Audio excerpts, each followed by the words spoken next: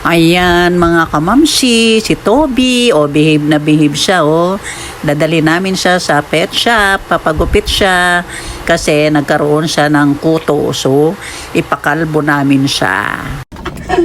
Ay, bakit ganyan na yung gupit mo?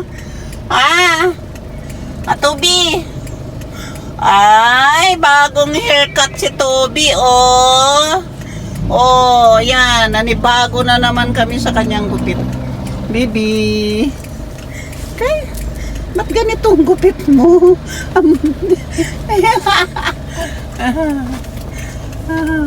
Ayan, nandito na kami sa bahay. Sinundo ko si Toby sa pet shop kasi bagong hairdo. Ayan. Bagong hairdo si Toby, Ay, bagong hairdo. Diba, sinundo sa pet shop. Ayan na, bagong hair.